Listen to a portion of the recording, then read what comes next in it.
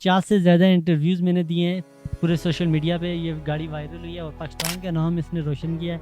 22 करोड़ से ज़्यादा व्यूज़ हासिल किए हैं। इंडियन चैनल्स ने इसको अप्रिशिएट किया है, मुझे अप्रिशिएट किया है, पाकिस्तान का नाम रोशन किया है। गवर्नमेंट ऑफ पाकिस्तान, गवर्नमेंट के अदारे, वज़ीर-ए-आज़म पाकिस्तान और ख़ासकर वज़ीर आला पंजाब मरियम नवाज़ से ये गिला है कि आपने अभी तक मुझे अप्रिशिएट नहीं किया। जो बटन गेम में यूज़ होते हैं वही बटन सारे जो है इस कीबोर्ड्स के इस रियल कार को चलाने के लिए यूज़ होते हैं। इस गाड़ी को तो कंप्लीट करने के लिए 6 महीने लगे, लेकिन अगर अब मैं किसी और की गाड़ी जो है कीबोर्ड पे शिफ्ट करना चाहूँ तो 1 हफ़्ते में कंप्लीट कर सकता हूँ। यानी कि उस गाड़ी को जो सारा सिस्टम है 1 हफ़्ते में इंस्टॉल कर सकते। बाज़ ऐसे चैनल जिन्होंने कहा कि ये इंडिया का टैलेंट है और अपने इस पेज पे वीडियो अपलोड किया, लेकिन कमेंट्स में लोगों ने उसको काफ़ी जो है ना वो दिखाया कि कीबोर्ड के ऊपर आपको पाकिस्तान का झंडा नज़र नहीं आ रहा। तो झंडा मैंने इसी वजह से लगाया कीबोर्ड के ऊपर कि बिल्कुल गवर्नमेंट को मेरा एक पैगाम है, एक शिकवा है। बिस्मिल्लाहिर्रहमानिर्रहीम, अस्सलाम वालेकुम। डिजिटल अंदाज सदन इरफान नाजरीन, इस वक्त मौजूद है अब्टाबाद के खूबसूरत पहाड़ों में एहसान ज़फ़र अब्बासी, जिन्होंने एक ऐसी इनोवेशन की है बड़े बड़े सियासतदानों को हैरत में डाल दिया है। उनको ये आइडिया कैसे आया और इन्होंने इस पे कैसे काम किया। जी हाँ फ्रेंड्स, बात सिर्फ यहाँ ख़त्म नहीं होती। इन्होंने आजकल ये सोशल मीडिया पर बहुत ही ज़्यादा वायरल है माशाल्लाह। इनके अपने इंस्टाग्राम पर तकरीबन मिलियंस में व्यूज़ आते हैं। तो ये सारा सफ़र इन्होंने कैसे स्टार्ट किया, सारी तफसील हम जानेंगे एहसान ज़फ़र अब्बासी साहब से। अस्सलाम वालेकुम। वालेकुम अस्सलाम। तो ज़फ़र भाई बताएगा कि इस सफ़र का आपने स्टार्ट कहाँ से किया और इसका आइडिया कैसे आया आपको? इस इलेक्ट्रॉनिक्स की फील्ड में तकरीबन मैं 5 साल से घर में ही काम वगैरह करता हूँ, तजर्बे करता हूँ। जो इलेक्ट्रॉनिक्स कंपोनेंट हैं उनको तोड़ना, उनसे कुछ नया बनाना।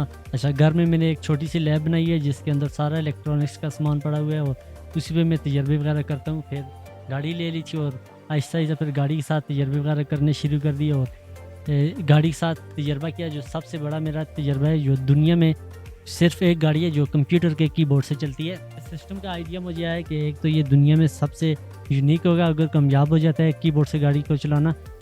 ज़फ़र साहब बताइएगा, जब आप इसको प्रोजेक्ट कर रहे थे तो कौन सी मुश्किल का सामना करना पड़ा? कभी डीमोटिवेट भी हुए, यार ये क्या काम कर रहा हूँ और हर वक्त इधर लैब में इसी प्रोजेक्ट पे लगा रहता हूँ, छोड़ देता हूँ, कभी ऐसा हुआ?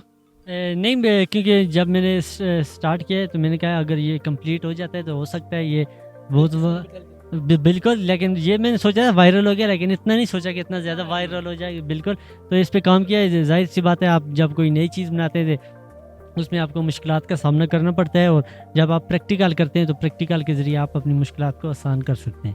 और गाड़ी को जो है सिस्टम है फिर मुश्किलात को पॉजिटिव वे में सीख के, गलतियों से सीख के कंप्लीट किया है।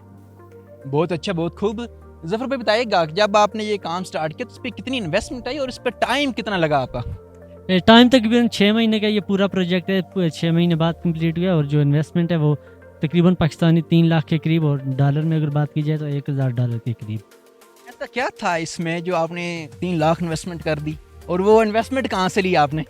ये 3 लाख इन्वेस्टमेंट कोई एक हफ्ते में या एक दिन में नहीं की, बल्कि 6 महीने की इन्वेस्टमेंट जो ओवरऑल मैंने निकाली है वो 3 लाख बनती है। क्योंकि जब आप नई चीज़ बनाते हो तजर्बे फेल होते हैं, फेल होने की सूरत में नुकसान होता है। तो फेल होते रहे तो फिर आपके कितनी दफ़ा फेल हुए? तकरीबन मुख्तलिफ़ चीज़ों में फेल हुए। यानी कि ब्रेक वाले सिस्टम में, स्टीयरिंग वाले सिस्टम में फेल हुआ हूँ। गाड़ी का जो क्लच का सिस्टम है उसको कीबोर्ड पे शिफ्ट करने के लिए कई बार सबसे ज़्यादा मुश्किलात का सामना करना पड़ा और जो इन्वेस्टमेंट है वो 6 महीने में सारी मैंने इसके ऊपर इन्वेस्ट किया 3 लाख। जब आप इस प्रोजेक्ट पे काम कर रहे थे तो हमारे अक्सर पाकिस्तान में एक मसला ये भी है कि टैलेंट की कदर नहीं की जाती। क्या ये आपके माइंड में ऐसी सारी बातें चल रही थी, फिर भी आपने ये सारी चीज़ें इग्नोर करके इस प्रोजेक्ट पे काम करते रहे? बिल्कुल, ये तो काफ़ी सुना हुआ था कि पाकिस्तान में टैलेंट की कदर नहीं है, ख़ासकर हुकूमत टैलेंट की कदर नहीं करती। लेकिन सोशल मीडिया पे पाकिस्तान के मेन स्ट्रीम मीडिया ने बहुत सपोर्ट किया है। ख़ासकर जितने भी बड़े चैनल्स हैं उन्होंने मेरे टैलेंट को अप्रिशिएट किया और मेरे इंटरव्यूज़ किए हैं और मॉर्निंग शो में मुझे इनवाइट किया है, हेडलाइंस में इस गाड़ी को हाईलाइट किया है, गवर्नमेंट तक आवाज़ पहुँचाई है। लेकिन गवर्नमेंट ने अभी तक अप्रिशिएट नहीं किया। ख़ासकर वज़ीर आला पंजाब मरियम नवाज़, क्योंकि कहते हैं कि मरियम नवाज़ जो है वो टैलेंट को काफ़ी अप्रिशिएट करती है, उन्होंने अभी तक इनवाइट नहीं किया, अप्रिशिएट नहीं किया। और जो वज़ीर-ए-आज़म क्या है आपका मरीम नवाज से, अभी तक इन्होंने पाकिस्तान का मल्टी टैलेंटेड है और दुनिया का मैं कह सकता हूँ एक वाहिद ऐसे ज़फ़र भाई हैं जिन्होंने कीबोर्ड से चलने वाली कार है, लेकिन आपसे शिकवा कर रहे हैं मरीम नवाज, अभी तक इन्होंने आपने इनको इनवाइट नहीं किया। बिल्कुल, मरियम नवाज़ को मुझे इनवाइट करना चाहिए।